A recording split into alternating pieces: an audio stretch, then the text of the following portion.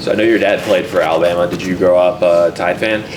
I don't know why I was always kind of different, but a lot of my family was Alabama fans. I chose Auburn at a young age. Don't really know why, but I did. I was a big Cam Newton fan growing up, but half the house has always been Alabama fans, being my dad and my older brother. So. What's the excitement then to play against them? Where, like, I know you were on special teams in 2022 when you guys played down there, but now, like, being a bigger part of the game. Yeah, it's awesome. I mean, they're a good team. They're number one in the country for a reason, and it's awesome just to get this opportunity to go out and play and just show who Vanderbilt is and who we are and who we have, and how we can compete with the best team in the country. The whole team's excited, and we're just excited to go out there and shock the world.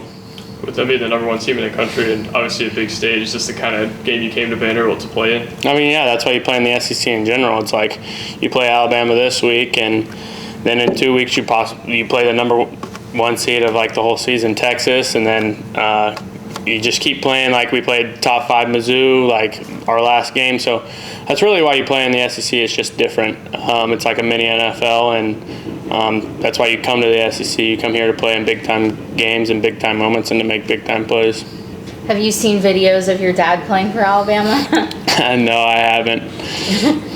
What was the focus during the bye week? I mean, just having 2 weeks to prepare. Do you think that benefits you guys going into Alabama? Oh yeah, I mean, bye week's awesome. Allows everybody who's been kind of banged up to get healthy again. But this bye week was just to kind of clean up what all has gone wrong. The first 4 weeks of the season, how can we get better?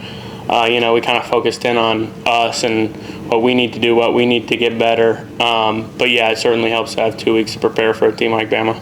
What do you think is the key to cutting down on some of the defensive penalties that have happened this season? Yeah, it's just discipline. Most of them are just stupid penalties that we get. Sometimes PI and stuff like that happens, but we just can't let unnecessary penalties get the best of us. After the Mizzou game, Brian and Diego talked about how you guys are close to breaking through, and you're kind of right there. How close do you feel you guys are at kind of breaking through and turning games like Mizzou? I mean, everyone knows we're close, and we believe it more than anyone else. It's just Mizzou's a great team too, but we showed that we're there at the last stage, at the last seconds to finish the game, and we just didn't do enough to win that game. And you look back on it, and there's so many things that we could have done better, as probably Mizzou could have done better, but we're just so close in those big games. So just keep chipping away and keep doing what we need to do to get better to eventually come out on top.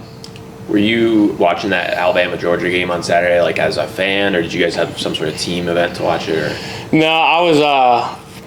There was a couple of us that watched it together, but when you kind of play at this stage, it's kind of hard to watch the game as fans anymore. You're kind of looking at it as, well, formations are in. What do they tend to do out of those certain formations? How are they shifting to, get leverage on the field and stuff like that? I mean, I'd say I kind of tried to watch it as a fan on Saturday, but then, Monday came in and I probably watched that game like 2 or 3 more times, not as a fan, so.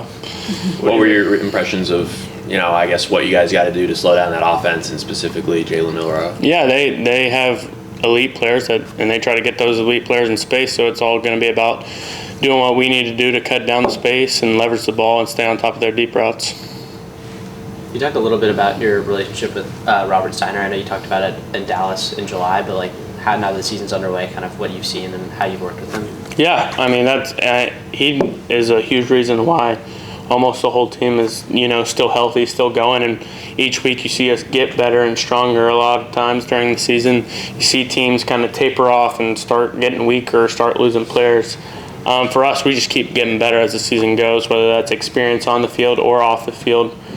Being able to recover, getting stronger in the weight room and stuff like that. That's just been a huge part of why we continue to just keep progressing, keep getting better every week.